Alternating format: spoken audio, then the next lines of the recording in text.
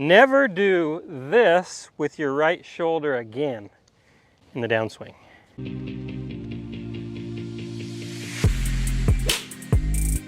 Hey everybody, I'm out here at beautiful Superstition Mountain with my good buddy Blake Cannon. And 5 years ago, I watched you for quite a period of time making this rehearsal, something like this. Yeah, that's about right. And boy, you were struggling. Yeah. Okay, walk us through that a little bit.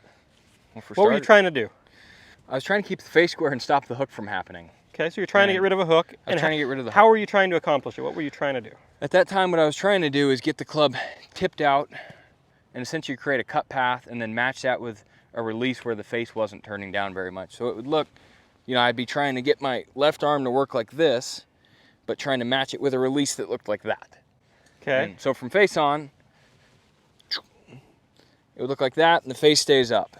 So the club would be getting tipped out, and in theory, in my head, it's like, well, that's a cut path, the face isn't turning down, and I'd hit it okay, but then I'd get just a random hook, you know, every 5, 6, 7 drives, whatever it was, and it didn't even, at the time, feel like I created a hook path. It didn't feel like a hook, and that's what was so frustrating. And so I'm going to let you kind of cover why was I still hooking that golf ball at that time. So here's a really fun look back at exactly what Blake was describing. On the left, we have Blake's swing from our first lesson, and on the right, we have a swing that he made. I believe this was our second or third lesson, probably a week to 2 weeks later.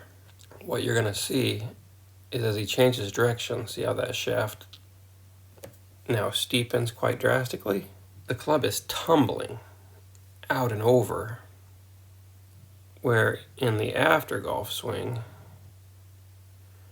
we're going to see that club shallowing out and staying more on plane. So now it's never really going to get outside the hands coming down.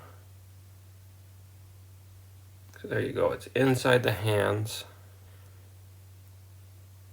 and his arms won't get so under him with the club tumbling. So you can see how steep this shaft is. Let's get rid of some lines. You can see how steep that shaft is, but how down his arm, his lead arm is hanging. Where in the after, that shaft's going to be more shallow, and his lead arm is hanging a little bit more out away, not so much down under him. So it's not, handle's not dropping down and the club head tumbling out, which was causing a lot of his issues.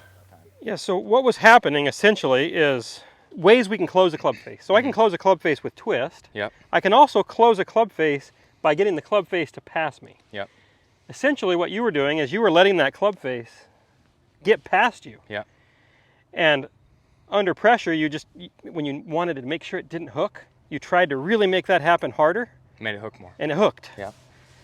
And then you started hanging on, and then you'd block it. And then you get both ways. And then you turn off the speed, right? Yep.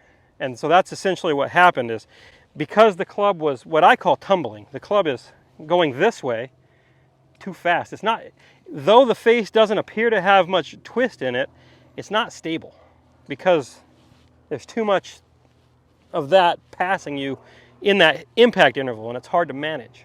I was under the impression, it's like, well, if I don't roll my forearms down this way through the shot and I don't twist the face, how the heck am I hitting hooks? But I did not understand that the club was passing me. So even though the face actually wasn't really that shut, it's just the lack of shaft lean at the time was making the ball start way over there and hook. Yeah, show that from face on for everybody.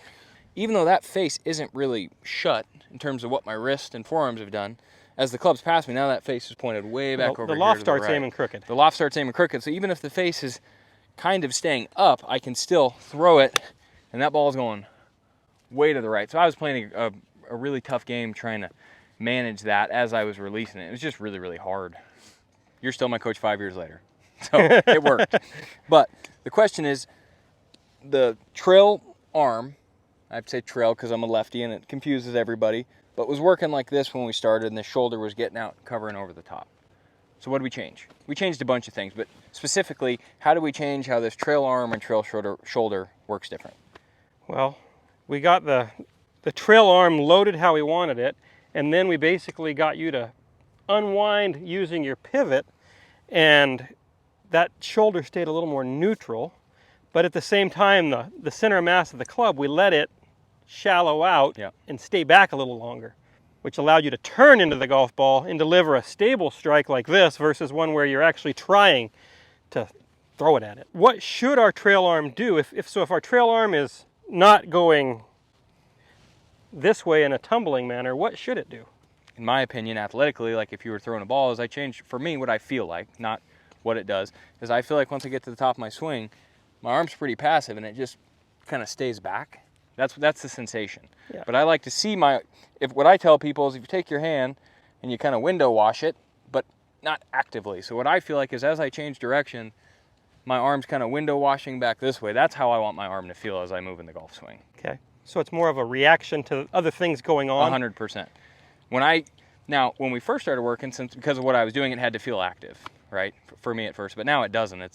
It just moves like it does when I hit anything or throw anything or anything that's rotational, which is as I'm changing directions, my arm's working like this a lot more. And when you first said it, I remember to this day, I go, I don't do that in anything else.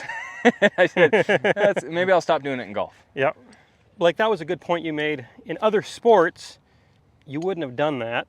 You played baseball growing up. That was one of the things I brought up 5 years ago because I'm a baseball player and you played baseball and I had you take a bat. Yeah, I didn't do that. I didn't tip it out. How does it work with a bat in your hand? Well, it's kind of stood up and then as I change directions, the bat lays down. Yes. And then it just kind of follows my center of mass around. It gets perpendicular to my center of mass and gets swiveled around. It's definitely not going to go this way under any circumstance, nor is it if I throw a ball, hit a tennis ball, hit a pickleball, and anything. You could see when you swing the bat how your trail arm actually kind of works this way out in front of you. Yep. As a reaction to what your body's doing. You wouldn't actually let your arm kind of fall back. And I also wouldn't, if I was hitting a baseball, I wouldn't drive it I forward. wouldn't drive my arms. It's reacting to what my body's doing. Yes. So I want to see you hit one using kind of a baseball swing pattern. Baseball swing, how I do it. So something like this. That's pretty darn good. It's because it's not that hard to move athletically from there. It's natural for me.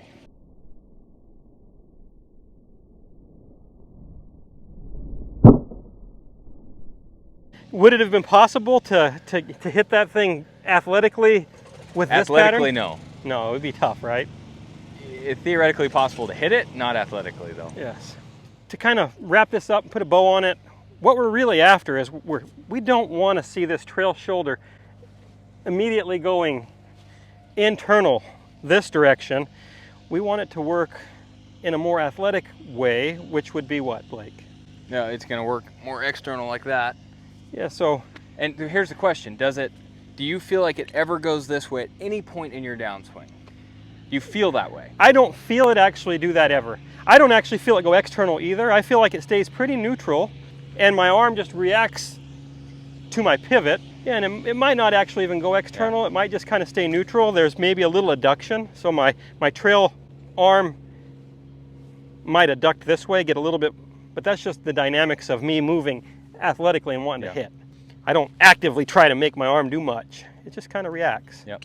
Hopefully you liked this video. If you did, hit the like button, subscribe, hit the bell icon, and come join us at milolinesgolf.com where we can help you learn how to swing more athletically like Blake.